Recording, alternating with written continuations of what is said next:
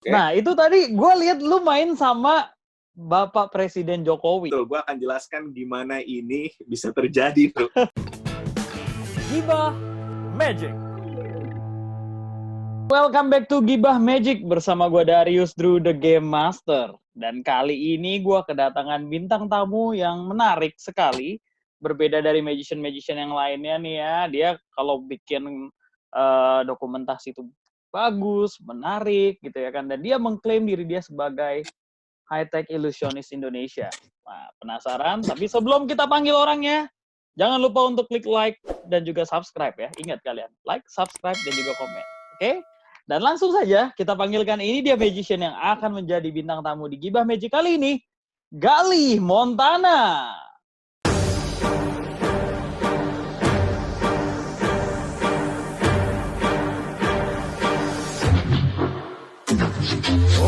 Hear the sound of the bells when the Lord gone, and the boys unleash hell when the war's on. Bloodthirsty when the dogs put their paws on. You gon' tell them that they go a little bit of gloss on. Put them on the battlefields where they think, and ignorant niggas just tryna miss what I said, Your man's a bitch, you put a purse on them.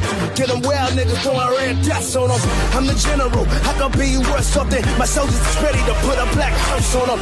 Bring them to the wake, break them with a requiem and throw them in the pit and throw a little bit of dirt on them. Work on them, put a little work on them. Trigger finger in the eye, put a little dirt on them.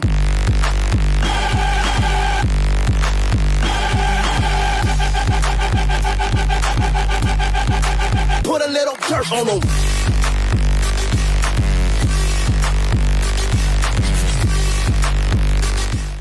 What's up? Apa kabar, bro? Woi, Galih. Puji Tuhan baik, Galih. Gimana kabar, sehat?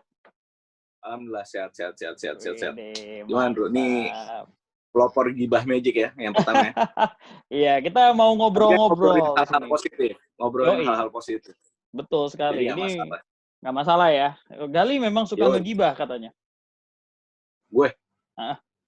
Ya kali. Oh, sedap ya. Orangnya rajin menabung, tidak sombong, nggak suka gibahin orang. Anti gibah-gibah, bro. Oh, deh, cakep. Gua tagih janjinya ya. Sabi. Oke. Siap. Lih, gimana Lih selama pandemi ini masih terus aktif kayaknya ya? Gue lihat di sosial media lu masih terus bikin project. Ya, alhamdulillah. Maksudnya masih ada yang bisa gue kerjain kan. Itu gimana kita mengupayakan di masa pandemi ini, ya itu yang bisa gue lakukan. Gue melakukan virtual magic, yang which is kita nggak bisa ketemu lawan langsung tuh. Ya nggak sih? Kita main itu emang berdasarkan jarak gitu. Jadi ya, mau nggak mau, apa yang bisa kita kerjain sekarang terus berkreasi. Sebisa mungkin. Yoi. Menyesuaikan diri atau mati. Asik, menyesuaikan diri atau mati. Gokil sekali statementnya. Maksud gue adaptasi. Ya, adaptasi benar.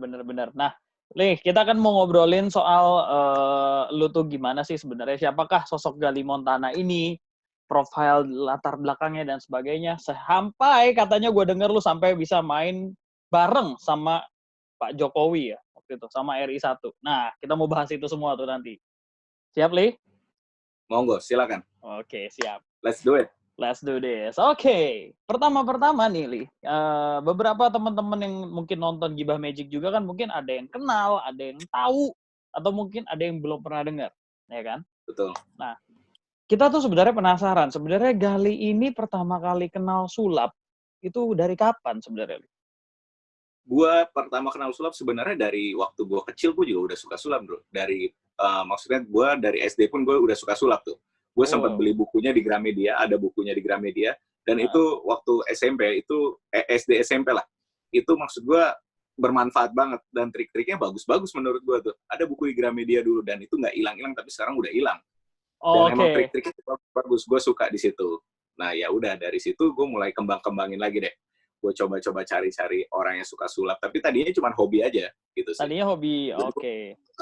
Betul, jadi emang gue kenalnya ya udah dari kecil, gue suka udah hal yang sedikit-sedikit mistis. Sebenarnya nggak mistis juga sih. Itu trik, tapi kan menurut gue oke aja gitu kan.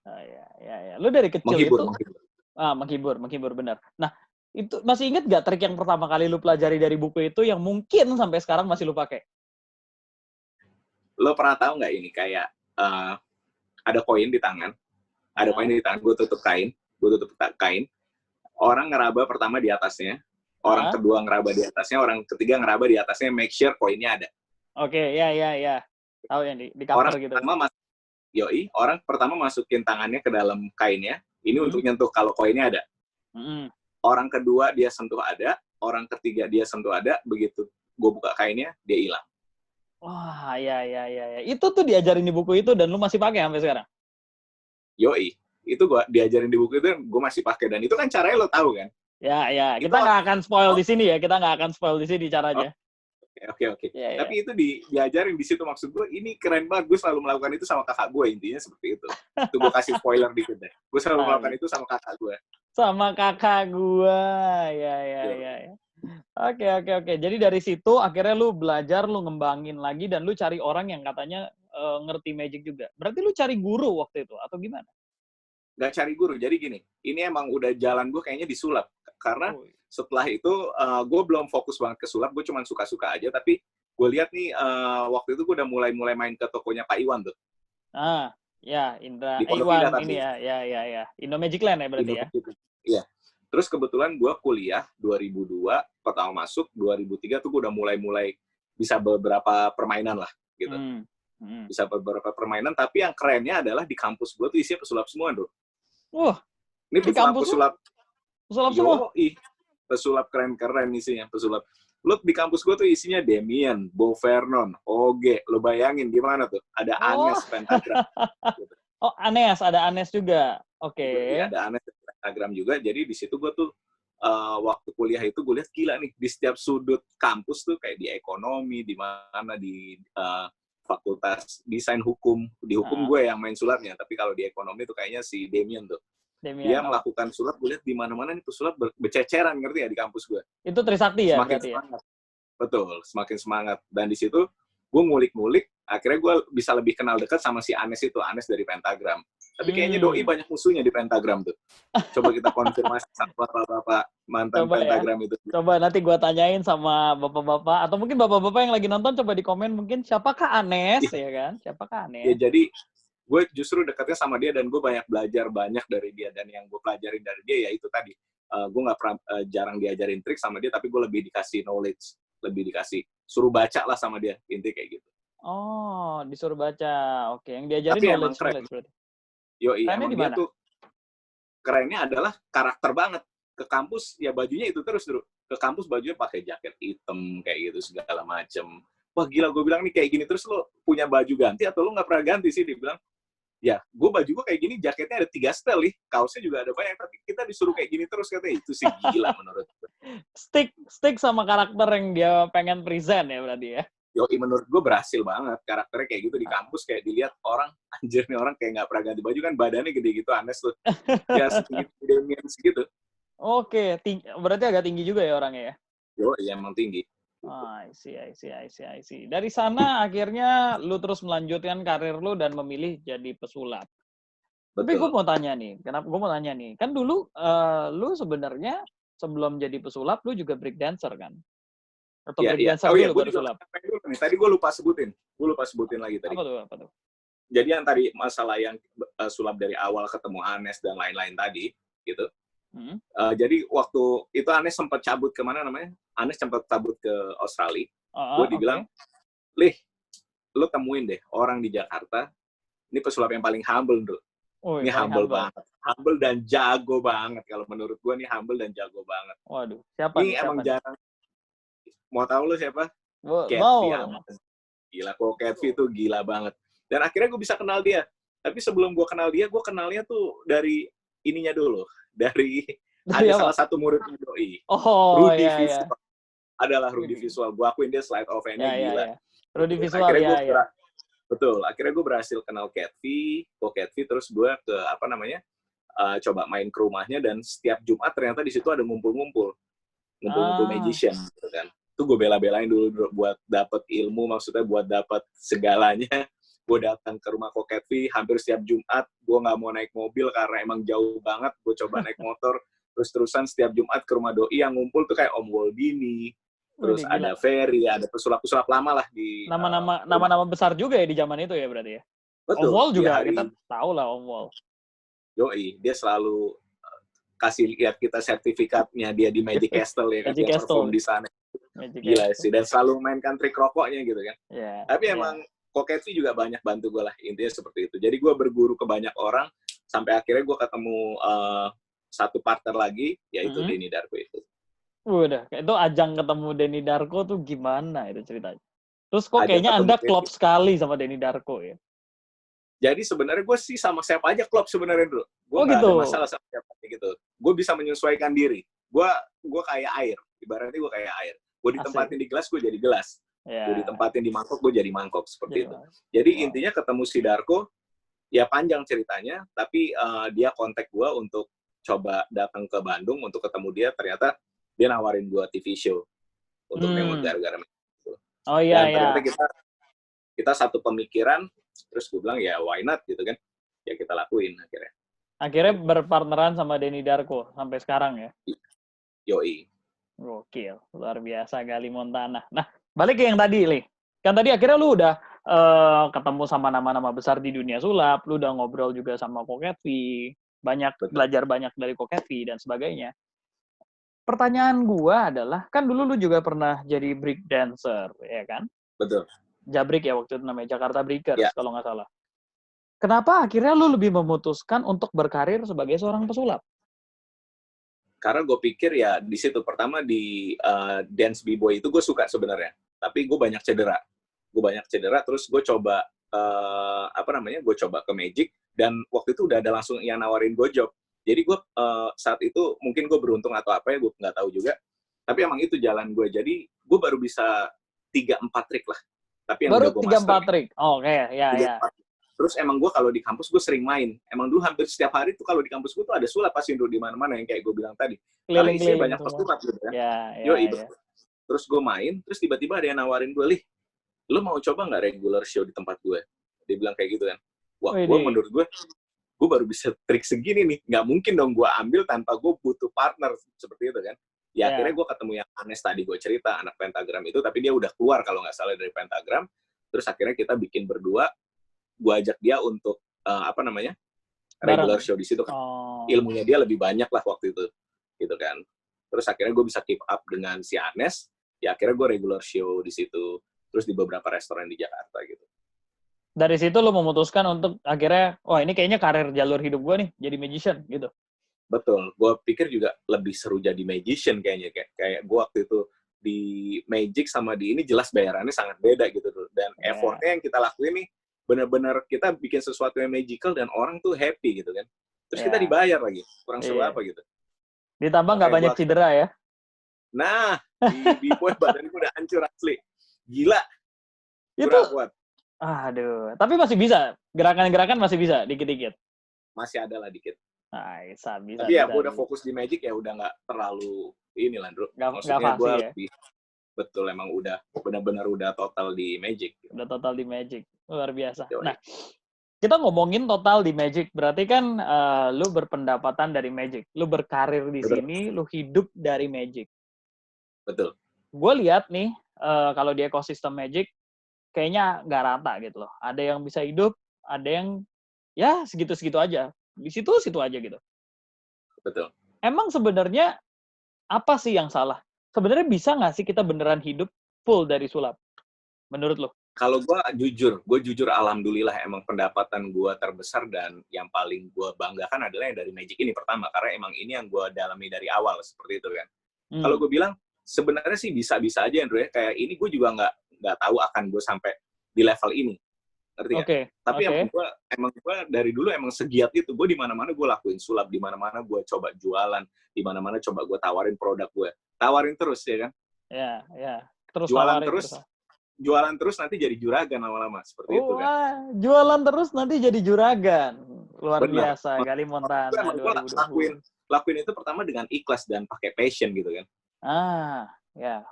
Maksudnya emang lo harus ada passionnya dulu di situ gitu. Gue emang fokus di situ sampai akhirnya gue juga sampai nggak selesaiin kuliah gue tuh 2 semester gue nganggur, tapi gue kerja di Magic gitu. Gue ada regular show, gue ada show of air lainnya seperti itu. Jadi gue rela gue kontinin 2 semester, gue nggak selesaiin, tapi gue di Magic tadi itu.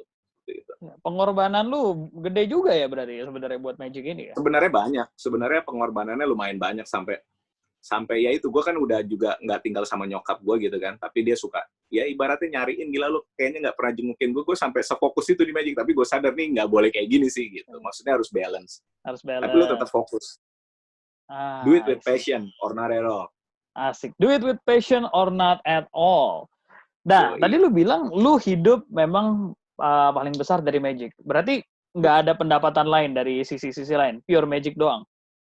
Pendapatan lain alhamdulillah ada. Jadi gue emang juga, karena gue ambilnya tadi kayak apa namanya, di high-tech illusionist ini kan berhubungan dengan teknologi. Jadi gue diajak kerja sama beberapa orang, maksudnya diajak kerja sama untuk bikin satu perusahaan. Kita bikin satu perusahaan, develop apps, terus untuk digital lah pokoknya. All digital. All digital thing ya? Betul. Jadi emang kita mainnya di sana, dan gue ada dikasih posisi di sana, Lih.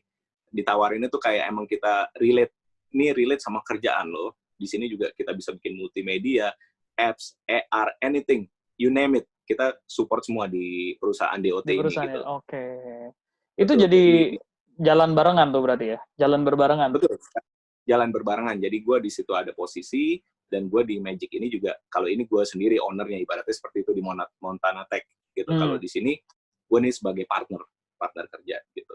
Jadi kita build satu perusahaan bareng sama apa namanya pengusaha-pengusaha muda gitu, tapi berhubungan dengan teknologi semua seperti itu.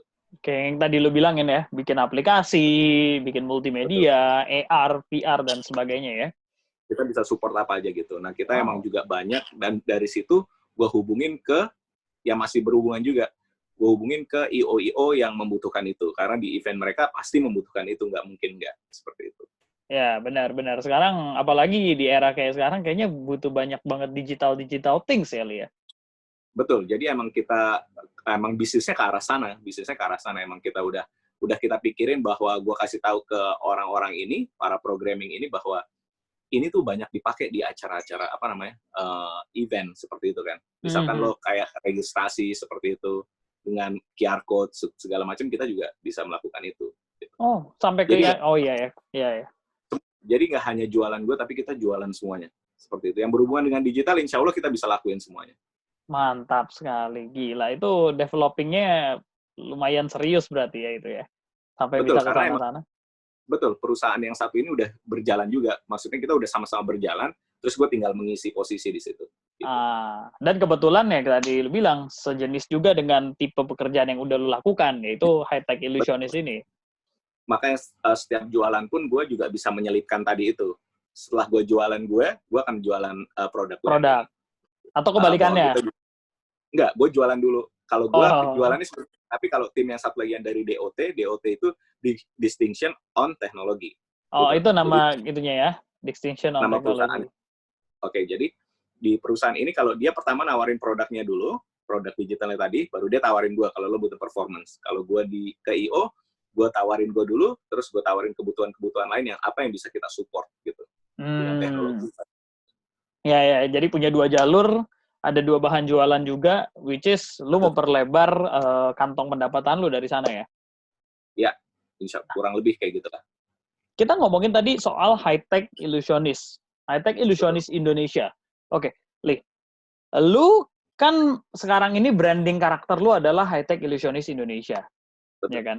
Which is yang gua tahu, dulu lu adalah seorang illusionist. Kok pindah sekarang ke sini? Apa yang menyebabkan lu pindah? Karena juga faktor seperti ini. Kalau waktu yang gue sadari pertama kali bahwa kalau ilusi yang gue lakukan ini magic konvensional, kita sebutnya, apapun itu, aliran itu magic konvensional, dipakai oleh beberapa event untuk tematik konsep aja. Ya. Paham ya? Maksudnya lo sebagai magician pasti paham lah. Misalkan kita temanya mau biasanya kasino gitu, harus ada magician ya, atau kabar James Bond gitu. Betul, James Bond harus ada magician ya, seperti itu, hanya segmented. Terus suatu saat gue lihat Marco Tempest. Gitu Marco Tempest ya. Lewat phone cam magic-nya dia kan. Terus gue lihat video-video yang lain.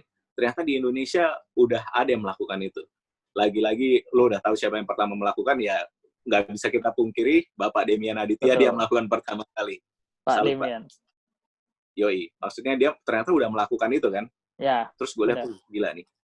udah ada yang melakukan ini, gitu kan. Terus kenapa gue nggak coba juga, gitu kan. Nggak masalah, gitu kan. Oke, akhirnya gue coba melakukan itu, dan ternyata emang jualannya tuh bagus di situ, Bro. Gitu. Karena kita bisa mengaplikasikan apa yang dimau klien, maksudnya bermain dengan konten mereka, dengan digital, sesuatu yang mereka belum pernah lihat sebelumnya, gitu. Mungkin kalau Magic mereka udah pernah lihat lah, misalkan segampang ini kan mereka lihatnya badan dipotong atau ngilangin orang atau kayak gitu kan. Tapi mereka belum merasakan sentuhan yang beda, karena kan Magic tuh juga it's all about experience gitu kan, kayak makanan enak.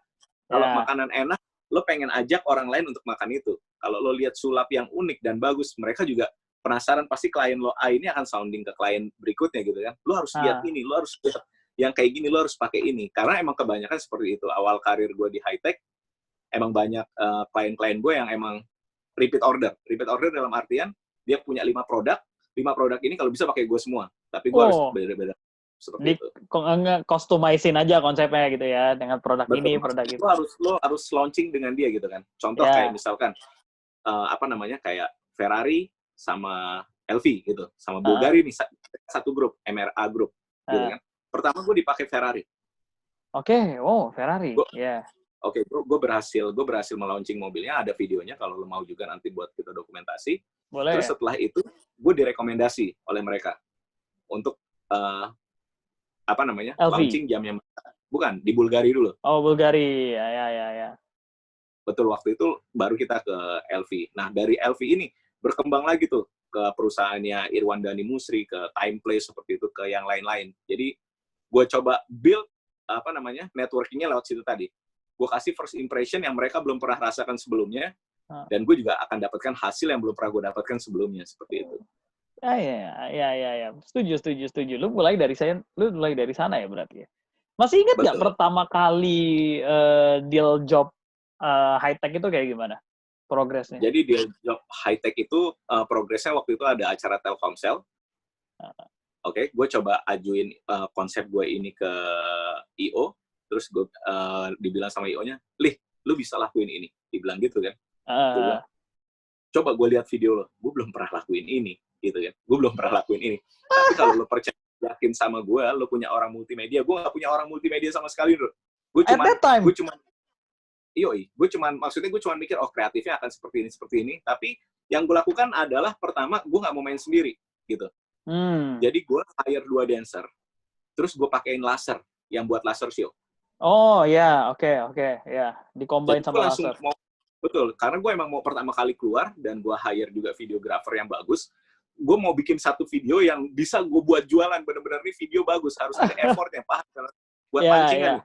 Kebetulan gue dapat cara yang bagus, dan IO-nya mau danain, seperti itu. Terus kenapa nggak gue lakuin total aja gitu? Gue nggak mikirin untung rugi waktu itu. Oke. Yang penting lu jadi bendanya, jadi portofolio pertama lu aja gitu ya? Betul. Lu paham itu. Maksudnya gue waktu itu, udah gue pikir, oh ya udahlah, gue ini karena lo modalin, kita bikin yang total aja gitu. Maksudnya bayaran gue nggak usah full juga nggak masalah, yang penting lo bantu gue. Dia siapin orang multimedianya, gue perkosa habis-habisan, bikinnya harus kayak gini. Gue bikin laser dulu, gue cari tahu yang bikin laser siapa, Tara. Gue nggak kenal Tara, tapi gue kenal Nanang nggak mau bikinin karena emang kita baru kenal banget. Terus ada salah satu magician di Mangga 2, ternyata dia tiba-tiba dengar gue lagi nyari laser, dia berusaha bikinin. Terus dia bikinin 2 laser itu buat dancer gue. Jadi gue mainnya gue mix pakai laser sama main high tech gitu. Sama high tech. Wow, itu betul, pertama kali tuh langsung launch langsung begitu tuh. Betul, bertiga. Gue langsung show bertiga, ya udah gue nggak pikirin fee gue nanti berapa, udah yang penting gue mau keren banget. Ya udah akhirnya si klien tadi impress, IO-nya impress, gue punya video bagus, itu yang gue jadiin senjata gue seperti itu. Buat jualan. Nah, ngomongin video bagus. Lu kan gue perhatiin kalau di sosial media nih, video-video lu nih bagus-bagus nih, dokumentasinya bagus-bagus nih, ya kan? Lu cukup menata dan membranding diri lu lah di sana gitu. Gue punya satu video yang akan kita tayangin dulu nih sebentar ya. Kita akan lihat bentar nih. Nah. Inilah prosesi pembukaan Munas ke-10 Partai Golkar 2019.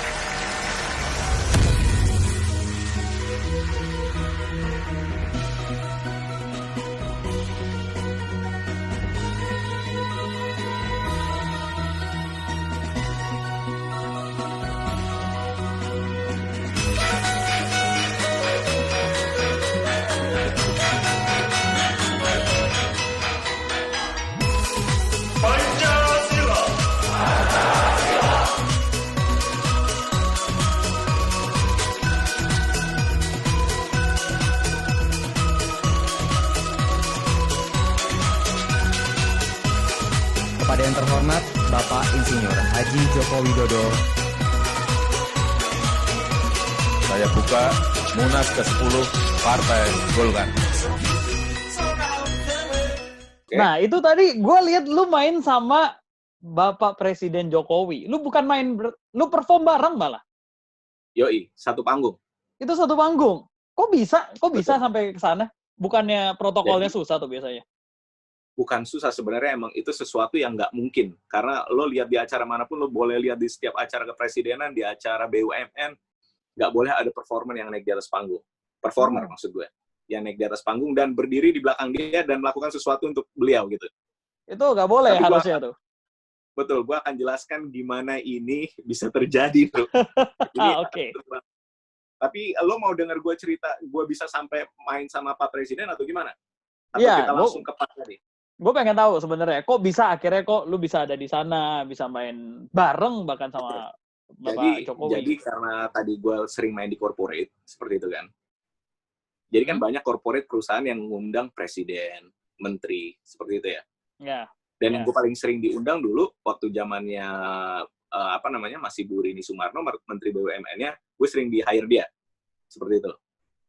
Tapi langsung nih, langsung collaborate, gue bikinin konsep, Bu Rininya juga ikut main, ada di video gue juga, di Instagram gue langsung brief Bu Rini untuk melakukan A, B, C, seperti itu, dilakukan, dan akhirnya dari situ banyak protokoler yang lihat gue nih. Karena gue hampir ada di setiap acara BUMN gitu kan, misalkan kayak di bank-bank seperti itu, oke. Setelah itu, gue sempat main untuk Pak Presiden SBY saat itu, tapi untuk CSR-nya almarhumah Ibu Ani Yudhoyono.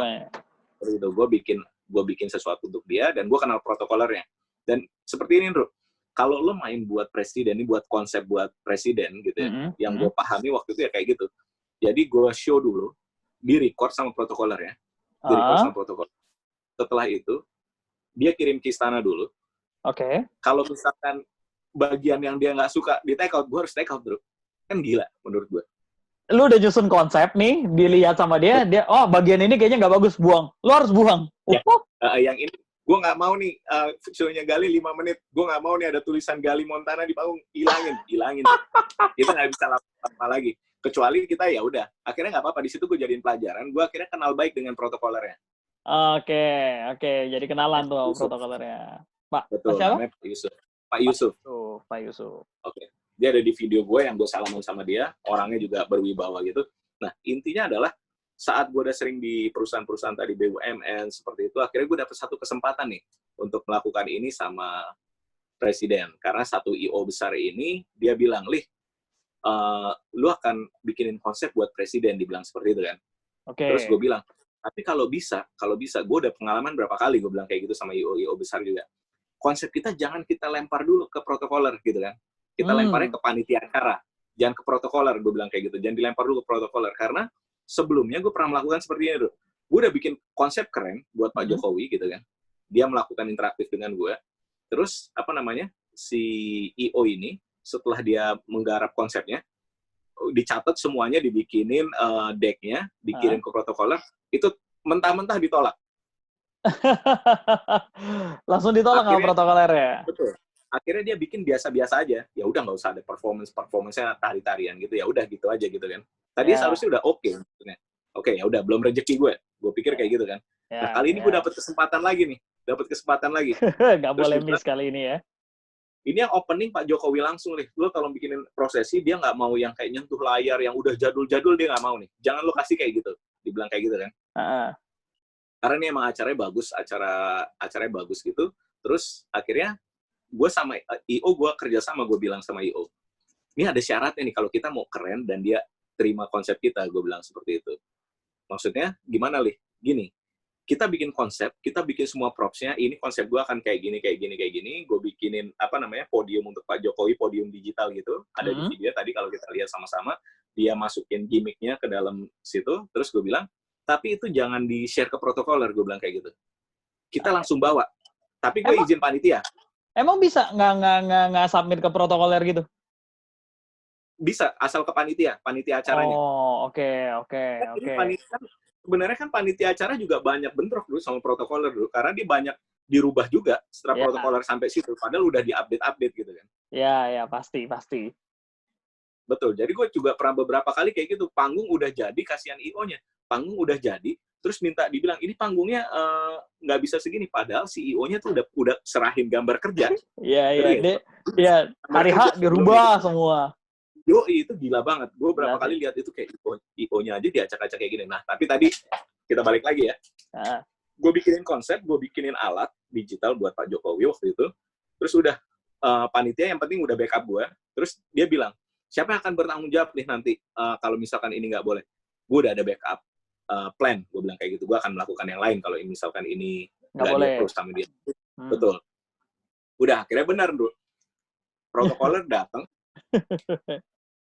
Gue lihat nih Pak Yusuf tadi moodnya lagi kurang oke nih. Lagi kurang oke. Dia naik ke panggung, dia cuma bilang, ini siapa yang suruh nih maksudnya podiumnya kayak gini nih. Kan udah tahu nih, maksudnya CEO udah dikasih tahu kalau ini setiap acara presiden kan juga udah sering bikin.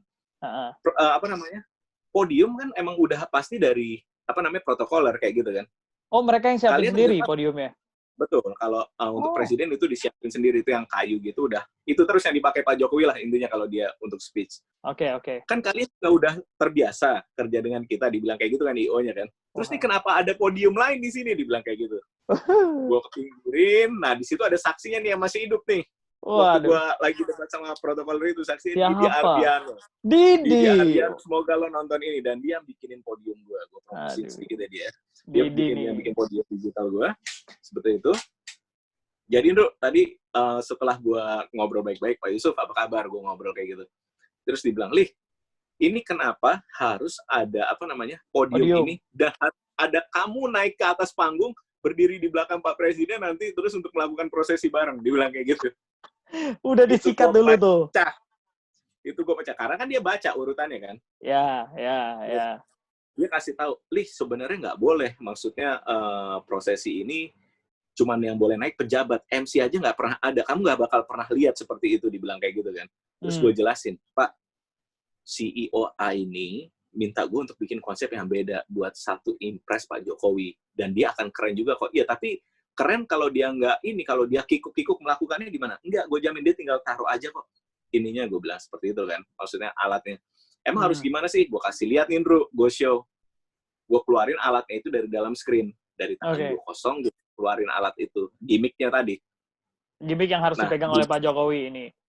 Betul. Akhirnya mereka lihat. Mereka senyum-senyum tuh di situ. Loh, kok bisa sih? Nah, kalau nggak ada gue ini jadi nggak keren, Pak. Pokoknya intinya gue push terus sampai gue boleh main. Ya. Tapi ada syaratnya, Lih. Apa tuh? Sini alatnya. Dicek tuh. Dicek semua. Ini baterainya nih, nih nggak nyetrum kan, nggak apa segala macam. Terus gue panggil teknisinya. Di sini. Tolong jelasin. Ini ke pas pampres dan semuanya. Ini nyetrum nggak nanti? Terus itunya kan banyak lampu-lampu, itu kira-kira nyetrum nggak? Nggak, ini aman Pak, ini cuma pakai saklar, ini gini sebenarnya, ini nggak nyala sendiri. Akhirnya Didi harus bongkar rahasianya gitu kan. Ya, mau nggak mau demi keselamatan Pak Presiden juga kan. Betul. Ya. Daripada gue nggak jadi show, udah dikasih tahu aja lah semuanya, gue bilang kayak gitu kan. Ya udah dikasih tahu, udah oke, udah boleh naik nih gue nih. Terus pas gue ke belakang panggung, gue lihat di belakang situ tuh, banyak orang pakai baju hitam semua. Ya kan? Gila nih pas pampres yang udah dilengkapi persenjataan lengkap. Lu nggak jiper tuh? Lu nggak jiper? Ngikutin ada kayak 6 orang. Anjay. 6 orang. Tangan gue keringetan, Bro. Gue bisa. Ya gue gemeteran ya gitu kan. Terus gue sampai ketemu orang ajudannya Jokowi, tangan kanannya, Pak Jokowi, ajudannya Pak Jokowi yang yang dia tuh bagian bawa map untuk dia speech. Dia selalu naiknya bareng Pak Jokowi pas Pak Jokowi mau speech. Dikasih, terus dia ke samping, ke backstage gitu. Terus gue diajak ngobrol di situ. Mas Gali, hati-hati ya. Dibilang kayak gitu. Maksudnya, hati-hati dalam artian, jangan sampai Bapak kikuk, jangan sampai Bapak terlihat nggak baik di panggung gitu kan. Udah di warning. Iya aja, gue udah berdoa aja di situ. Didi cuma ngeliatin gue dari bawah. Didi tuh saat itu baik banget. I love you, Didi. Gue dijagain terus sama dia di belakang panggung. Semua dipegangin sama Didi, saking dia baiknya. Gila, Didi. Penyelamat bangsa ya, Didi. Yoi. Akhirnya ya udah, gue berhasil melakukan itu dan everybody happy, sukses banget, sukses berat saat itu. Gokil, di notice Bapak Presiden dong jadinya. Makanya kalau lo lihat video tadi kan gue bilang sama editor gue, tolong nih bikin niat dan keren banget gitu kan. Gue bilang seperti itu sama dia gitu. Karena di situ konsep gue juga, gue nggak main sendiri gitu. Kalau lo lihat, ada hampir 30 Dancer ya? performers di situ. Dari apa namanya, animation dancer, terus ada dancer-dancer lain yang gue create, jadi temanya Nusantara Digital. Nusantara Digital, wow, oke. Betul. Makanya gue nggak boleh yang biasa-biasa aja, kita nggak tanggung-tanggung, kita bikin konsepnya seperti itu. Langsung Tapi itu bikin impact gede. sendiri, betul, itu jadi satu show kayak lo lihat di video gue tadi. Iya, itu whole pack ya. Gue perhatiin lu memang selalu kalau tiap kali bikin konsep sekarang digedein, dicampur sama perform ini gitu. Emang betul, karena lu paham pasti kalau lu ditelepon IO juga seperti itu kan, dibilang apa sih mas yang baru, yang baru. Gila, oke. Kalau lu mau yang baru, gue nggak bisa main sendiri, gue bilang kayak gitu. Gue akan terus kolaborasi, tapi emang emang si kliennya harus siap kalau minta yang baru, juga ada konsekuensinya pasti ke budget, seperti itu kan. Ya, benar. Selama eksekusi kita bagus dan kita konsepnya kita bisa relate sama acara, itu gue bilang nggak ada masalah di situ sih. Karena beberapa kali gue juga kolaborasi sama pelukis pasir, terus glitter, terus gue sama animation, terus sama yang paling gila kemarin gue mix antara hologram dan hologram sama aerial dancer. Dancer, ya hologram, ya. Betul, dia turun dari atas gitu kan, kayak terbang melayang gitu, masih ada magicalnya lah, terbang begitu kan. Tapi gue mixnya seperti itu. Gokil, luar biasa banget kali. Nah, kita ngomongin soal konsep tadi. Lu kan bisa nge-create konsep-konsep yang besar, package-nya gede gitu ya kan, dengan teknologi apalagi sekarang. Pertanyaannya adalah, gimana sih sebenarnya cara jualannya? Kok lu bisa meyakinkan klien gitu sampai, oh ini konsep ini keren dan lu harus pakai konsep gue? Simple, dude. We make the problem, then we solve it. We make the problem, and then we solve it. Betul. Jadi, itu filosofinya tukang tambal ban. Tukang tambal ban, dia sebar paku. Mobil lewat, bannya bocor, dia udah ada di depan. Dia jadi dewa penolong. Iya. Betul. Dia ciptain kesempatannya, dia juga yang ini. Sebenarnya kurang lebih yang gue lakukan adalah seperti itu. Oke. Lu bikin masalah apa emang? Atau lu masalah.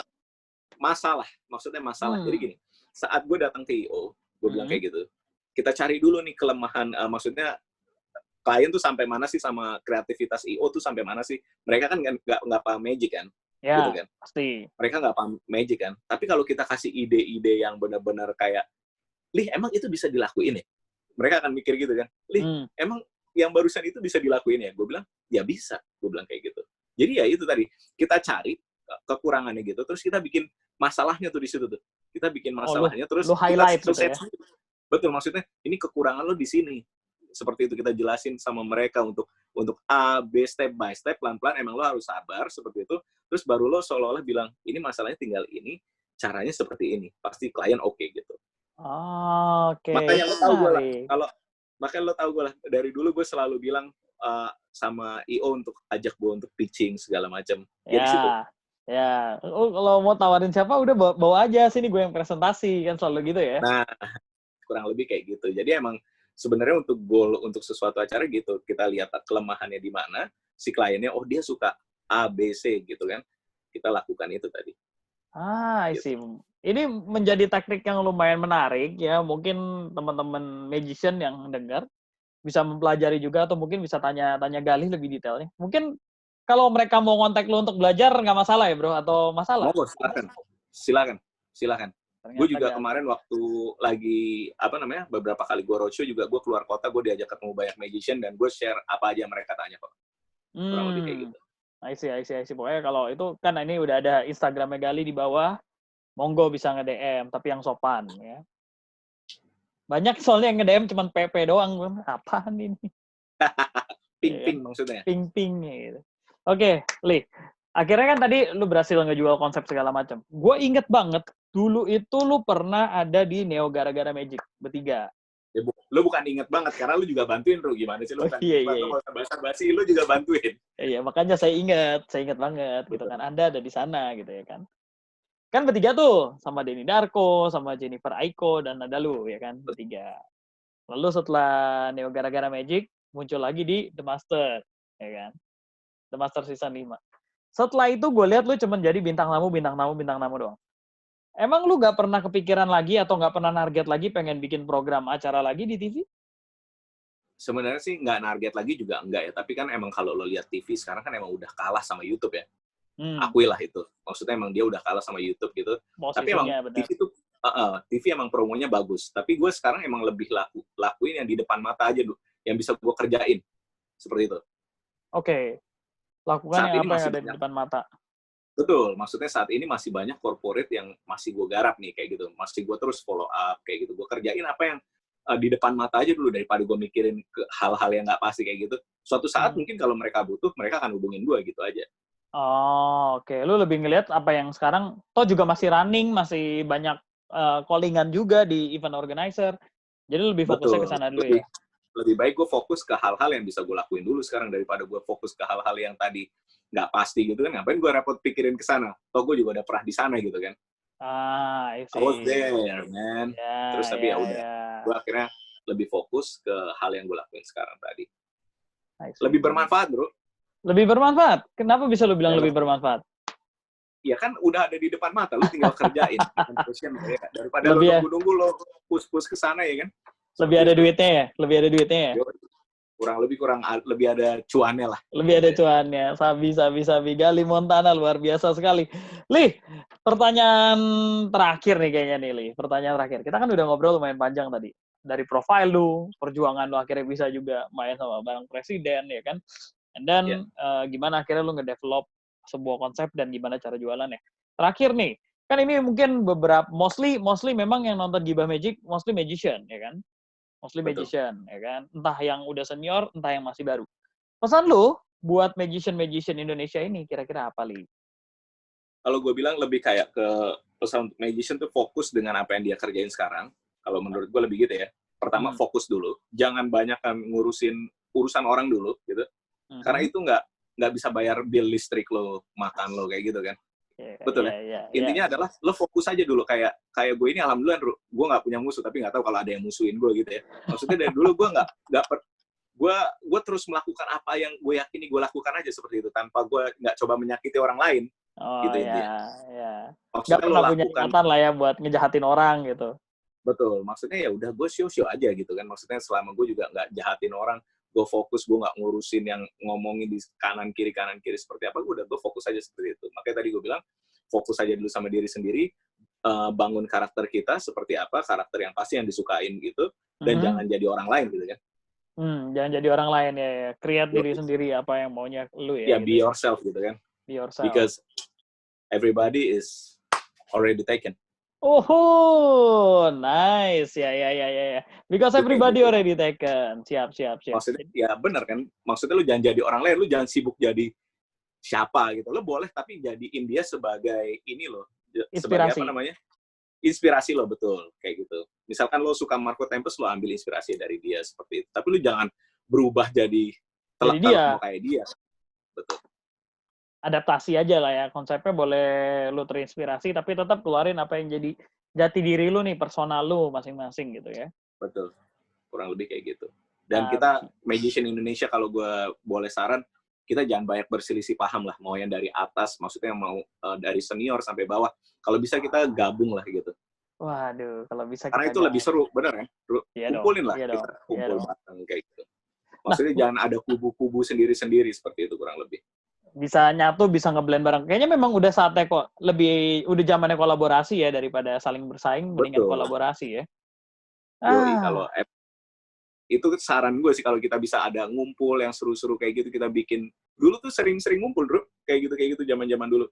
Iya. Sering-sering ngumpul kayak gitu. Tapi sekarang ini kayaknya udah beda banget ya, apalagi juga udah pandemi kayak gini kan, kita cuma bisa. Iya, pandemi juga susah sih. Nah, bentar. Ngomong-ngomong soal pandemi nih. Ngomong-ngomong soal pandemi, tadi kan lu bilang lu punya konsep dan produk buat pandemi ini tetap bisa running kan sebenarnya kan? Betul. Lu bikin apaan sih emang sebenarnya? Itu gue bikin virtual magic sebenarnya. Jadi interaktif magic, gue di studio atau gue di rumah dengan klien-klien gue yang ada di kantor seperti itu. Jadi mereka juga di beberapa wilayah kantor gue melakukan itu. Contohnya seperti itu. Tetap ini ya, tetap keep evolving your product ya sebenarnya ya. Tetap nggak berhenti melakukan magic, betul. tapi di-evolve aja bentukannya. Dan kita juga Wow. bisa support tadi, kita juga support teknologinya tadi buat Iya. maksudnya buat melakukan tadi kita juga support lewat perusahaan gue yang satu lagi. Seperti itu. Itu dia. Akhirnya Magic-nya jalan, perusahaan satunya lagi yang di bidang high-tech-nya juga jalan, dan dua-duanya bisa running. Luar biasa. Betul. Gali Montana, hopefully apa yang Kan tadi, gimana? lebih seru juga kan, Bro, kalau kita sama magician lain juga bisa berkarya, maksudnya kita bikin sesuatu gitu. Maksudnya. Ya, benar. Yang senior kita kumpul semua, kita bikin sesuatu yang bermanfaat, yang bisa mengkaryakan orang-orang di sekitar kita, kurang lebih kayak gitu. Iya, benar. Lah bagi orang banyak gitu kan. Iya, benar sih. Lu mungkin nggak kepikiran gitu bikin konser gitu misalkan, kan kayaknya. Kalau konser sendiri gue enggak, tapi kalau gue konser misalkan kita ngobrol bareng gitu ya, kita ngobrol bareng semuanya, terus akan ada siapa aja di sana, gue akan mau melakukan itu gitu. Ya. Maksudnya pesulap seniornya siapa kita bikin satu pertunjukan yang besar, gue bilang mungkin aja, itu keren menurut gue gitu. Ya. Di luar kan kita udah tahu lah kayak ada Illusionis itu juga bikin packaging yang gede gitu ya kan. Ya. Siapa tahu Indonesia Next bisa bikin kayak gitu juga ya. Betul. Siap. Gitu. Kalau bisa kita bersatu aja lah, jangan banyak selisih paham, udah nggak penting. Gitu-gitu, ngerti nggak sih lo? Bersatu kawan-kawan. Yoi, ngabis-ngabisin energi, Bro. Yoi, bener, capek berantem doang, jadi produk, jadi duit juga kagak gitu ya kan. Nah, mending diam-diam ngumpulin duit yang banyak, bener ya? Oh iya, bener juga. Benar juga. Ya. Oke, Gali, kalau gitu thank you so much udah ngobrol banyak, udah ngasih share your thoughts to us gitu ya. Thank you so much. Hopefully apa yang tadi udah kita ngobrolin bisa ditangkap dan juga bisa diambil yang baik-baiknya dan dipelajari, membuat teman-teman semua yang nonton menjadi magician yang lebih baik ya. Oke. Ya. Thank you so much, Gali. Thank you so much. Okay, Nanti kita ngobrol lagi ya. Tapi. Ya, itu dia teman-teman tadi bersama Gali Montana. Kalian sudah dengar. Hopefully kalian bisa mengambil apa aja yang positif dari Gali Montana tadi dan bisa membuat kalian menjadi magician yang lebih baik lagi. Dan akhir kata sebelum saya cabut, jangan lupa untuk klik like, subscribe, dan juga komen ya. Karena saya pengen tahu kira-kira magician mana lagi yang pengen kalian undang dan pengen kita bedah supaya kita bisa pelajari. Oke, kalau gitu saya Darius Drew. And now it's time for me to say game over.